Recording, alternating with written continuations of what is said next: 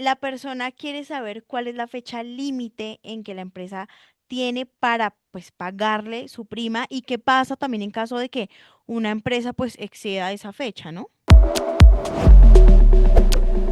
Estamos con Alberto Jaramillo, director legal del Centro Jurídico Internacional. Bienvenido, Alberto. Un gusto tenerte aquí con nosotros. Muy buenos días, Valerie. Muchísimas gracias por la invitación el día de hoy. Bueno, la idea, pues como ya lo veníamos hablando, es contarle un poco a la gente todo alrededor de la prima, ¿no? Sobre todo para aquellas personas que van a recibir su prima por primera vez o no tienen muy claro de qué se trata este beneficio. Entonces, bueno, pues empecemos con quiénes tienen derecho a recibirla y quiénes no.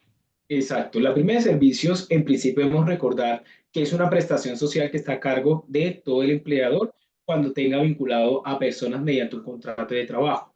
Para contestar puntualmente esta pregunta, Valerie, debemos indicar que todo trabajador, independientemente del tipo de contrato que esté contratado con la empresa, ya sea un contrato laboral a término fijo, indefinido o de hora labor contratada, tiene derecho a el pago de su prima de servicios. También lo que conocemos los trabajadores remotos o que son trabajadores a distancia, también van a tener derecho a esta prima de servicios.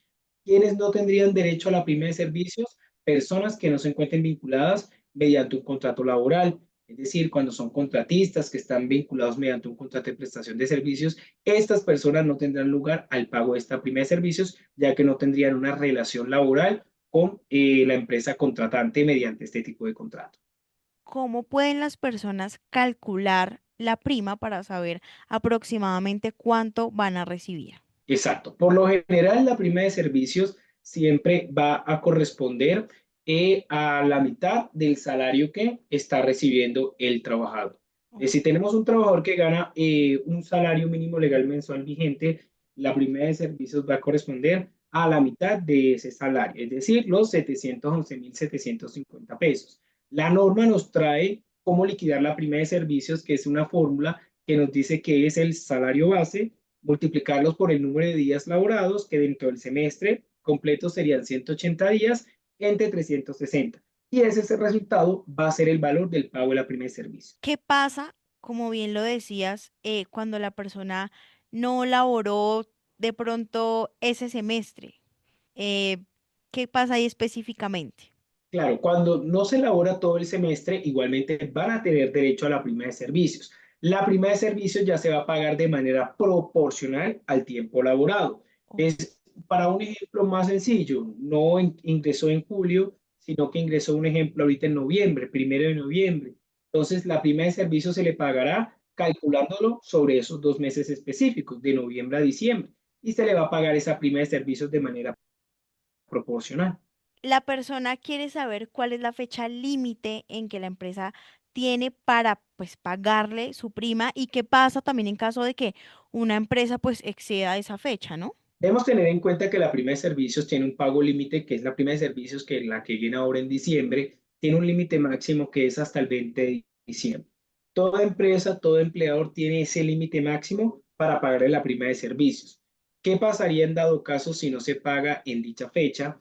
Ya la persona, si quiere iniciar de pronto algún tipo de acción judicial, alguna reclamación, se tendría que irse ante la jurisdicción ordinaria laboral para poder cobrar el tema de sanciones o intereses por el pago tardío de esa prima de servicios. Esto no nos va a operar de manera automática, sino que previamente debe estar declarada por un juez, pero las personas sí van a poder utilizar ese mecanismo para poder iniciar con la respectiva reclamación. Por ejemplo, en caso de que no es que se haya excedido en el tiempo, sino que el trabajador note que, por ejemplo, la prima está mal liquidada, que el monto no corresponde a lo que trabajó es menos, ¿qué debe hacer ese trabajador en ese caso? Ok, en principio la recomendación que nosotros siempre hacemos es, ojo, si existe una mala liquidación de la prestación social de la prima de servicios, sería hacer en primera medida una petición a la compañía para que revise, que puede ser por algún tipo de error humano o demás, que realice la revisión y la reliquidación de esta prestación social.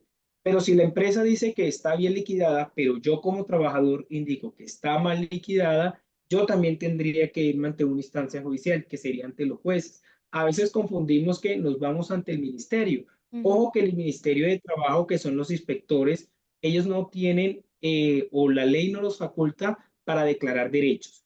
El ministerio puede iniciar investigaciones sancionatorias en contra de la empresa, pero un inspector no va a obligar a un empleador a que le pague de manera correcta la prima de servicios. Esa obligación o esa facultad únicamente lo tienen los jueces laborales, que sería mediante un proceso laboral en el cual se solicitaría esa reliquidación de prestaciones sociales de la prima por el pago errado que hizo el empleado. Es muy importante lo que comentas porque la gente suele creer que estos casos son directamente con el ministerio como bien pues se indica, pero no es así. Eh, Listo. ¿Y cuáles son ya para finalizar esos tres mitos frecuentes que hay que aclarar sobre la prima? Yo diría que esos mitos frecuentes frente al tema de la prima de servicios debemos tener en cuenta porque a veces tenemos malas interpretaciones también que la persona es contratista, entonces piensa que también va a tener derecho a esa prima de servicios o también ejemplo para las trabajadoras que son las trabajadoras domésticas. Esas trabajadoras domésticas igualmente tienen derecho al pago de su prima de servicios. Entonces piensan de que pronto al desempeñar este tipo de cargos y demás, piensan que no van a tener esta prestación que ya internamente y que ya la legislación obliga a que toda persona, independientemente del cargo, independientemente del contrato que tenga, manteniéndonos en la parte laboral, van a tener derecho a ese pago de prima de servicios. ¿Y hay, por ejemplo, algún mito respecto a, no sé, que yo lo oigo de muchísima gente? La gente siempre cree que la prima, por ejemplo, se paga cuántas veces al año. Sí, la prima de servicios se paga 2 veces en el año. La primera, que es del primer semestre, de enero a junio, y tiene como fecha máxima para pagar hasta el 30 de junio.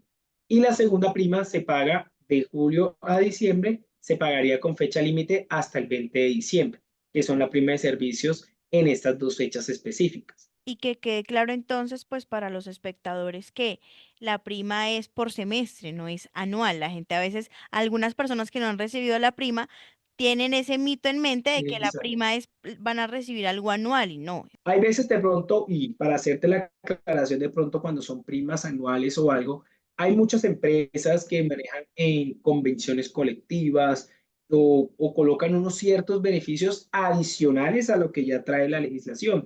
Y hay muchas empresas que pactan ese tipo de primas, que son primas anualizadas que se pagan en diciembre, pero es una prima totalmente diferente porque es una prima extralegal que se está estableciendo en esa compañía, Ok, pero la que nos trae la legislación de servicio son esas dos que se pagan en el primer semestre y en el segundo semestre. y esas primas extralegales irían adicionales a las que ya se pagan cada semestre, ¿verdad?